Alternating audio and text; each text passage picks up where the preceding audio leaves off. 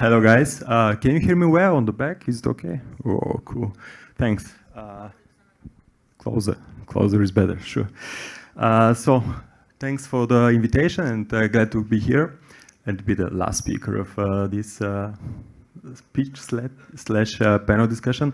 So, I'm working for Raisin, which is a Berlin-based fintech company, and we are, I would say, one of the basically companies that can deliver value to your future marketplaces when banks reach this stage. So first few words about Raisin. What do? We were created with a vision, and this vision was to build basically the first pan-European marketplace for savings and investments.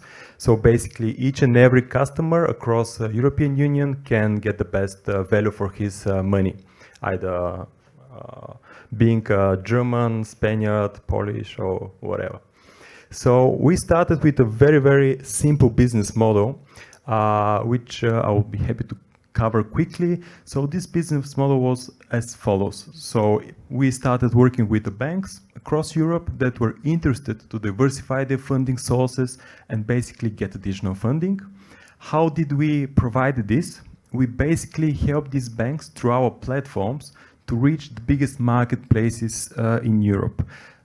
Simple use case, a simple example is our partnership with Allure Bank, which is, I think, one of our first partners. So we helped Allure Bank offer its term deposit products on the German market. And on this market, through our platform, the banks can either reach individuals like retail market or companies, which we call SMEs in Germany, but they're quite big, I would say. So corporate customers in overall. So this was our initial take on open banking to really open the market for both the savers and the banks. Moving forward with this idea, we saw that, okay, it's great to distribute products online, of course, on a platform. It's amazing. But also it makes much more sense to be able to distribute these products directly to the natural environment of the customer, which is of course his online banking or a mobile app of a bank. So what we did as a second step was through API. So I'll say API, I'm sorry again. Through API, we are able to offer a selection or all of our partners saving products to the customers of our so-called distribution banks, which is, for example, we partner with N26, which means that if you're a customer of N26, when you open the mobile app, basically every term deposit or saving account you can open is powered by Raisin. So we help them basically offer this to their customers. Why they do it? Very good question. First, because they are banks that have a marketplace DNA or idea behind. They don't need the liquidity. They just want to offer the best service for the customer, and this means basically in their case offer third-party products. Another maybe good example I can mention is our cooperation with Commerzbank in Germany, so really incumbent, second biggest bank on the market.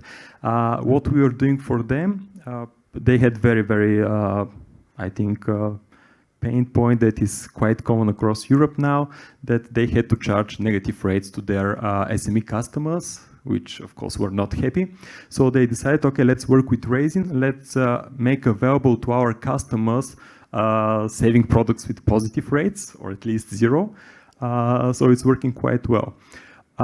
So these are the two partnerships we basically provide. On the one hand, giving the customers better opportunities to save their money, and on the other hand, giving the banks either the opportunity to basically offer the best available products to their customers, or just get additional funding.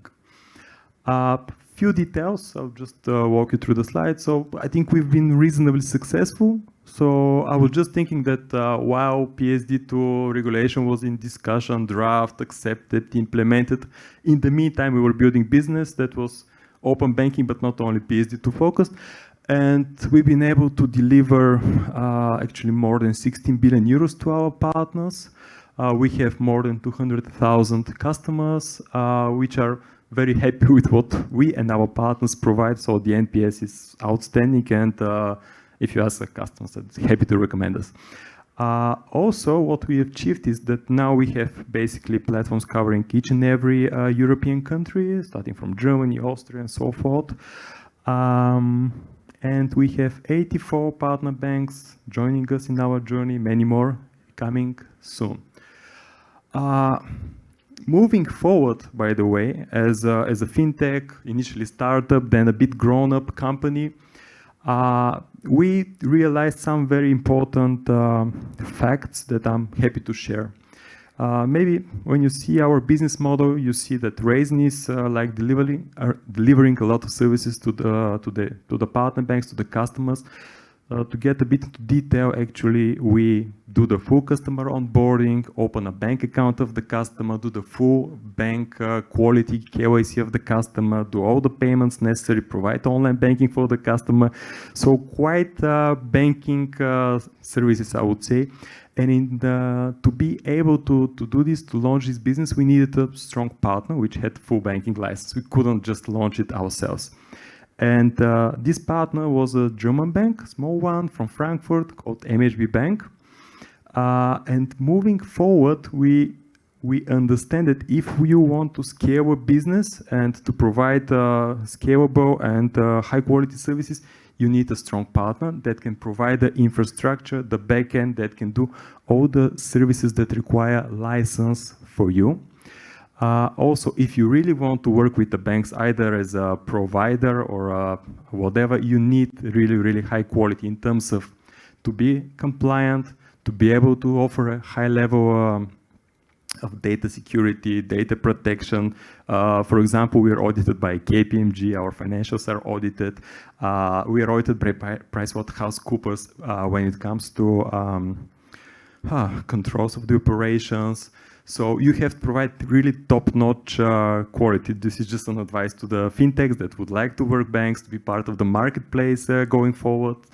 And also, control of the value chain is very, very important. To be honest, I don't really think that, how to say, that you can offer a scalable and meaningful solution if you don't have good control over the customer journey and over the infrastructure. And because we felt this might be a pain point for us, what we did 6 months ago is that we acquired the bank that actually provided these services for us. It's now called Raisin Bank. And the rationale behind, of course, we had a clear business case. We were doing a profit share, so it made sense for us. Of course, we want to have a strong bank end to be the deposit as a service provider for Europe. Just a side note, for example, we recently launched a platform in Ireland.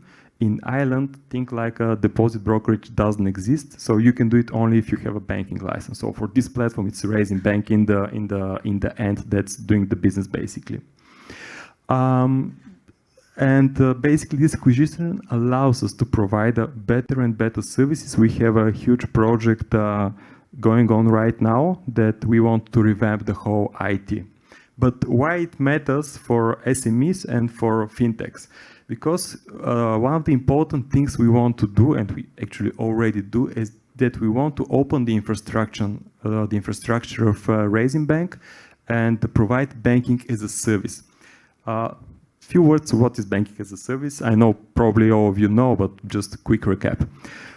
So, a very buzzword. Maybe I can give you an example straight away. I think probably the best example these days is Apple Card. Of course, Apple has no banking license, at least as far as I know, but they want to enter into lending, they want to issue a credit card. So that's why what they did is take a banking license, in this case, Goldman Sachs banking license, Goldman Sachs risk capabilities, but they were able this way to brand the card Apple and offer to the end customers. So banking as a service basically means that SME, fintechs can utilize the infrastructure a bank has already built, the processes that has already been licensed, approved, tested, and offer banking services to end customers without having the license. what these services might be, few ideas. We, as Raisin, I already mentioned that we ourselves use the KYC capabilities of a bank because everybody says, customer onboarding is so easy online and so forth. But actually, customer onboarding is tough. And if you want to work with banks, for example, you need to provide to them onboarded customer from a credit institution because banks can't really rely on each and every entity in this world for customer onboarding. So you need a bank to onboard. Second, for example, you want to do some payments. Payments also regulated activities, so either you need to work with some payment service provider with a license or with a bank. Another case is account holding for the customers. Okay, you want to keep the customers into your infrastructure, into your online banking, for example. How can you do this? You need a banking license to be able to take the funds, to hold the funds, and of course, the funds to be protected by a deposit guarantee scheme. So this is parts of the ideas. On top of that, for some customers, let's say from the lending industry, if you want to really start doing some lending, you need, of course, banking or non-banking financial lending license. So what the bank, in this case, Raisin Bank, but each and every bank that provides bank as a service can do the loan fronting for you, which means basically doing the underwriting of the loan, doing the risk assessment for you, doing the lending for you, of course, under meaningful arrangement. So all type of loan services, transactions, and I think white label is probably word that more and more will be heard in the banking industry, which means probably the full package. So you really run on the banking license, you utilize all the services through APIs probably or to other meaningful integration, but you offer services to the end customer of bank quality with bank license in the end, even if you don't have one.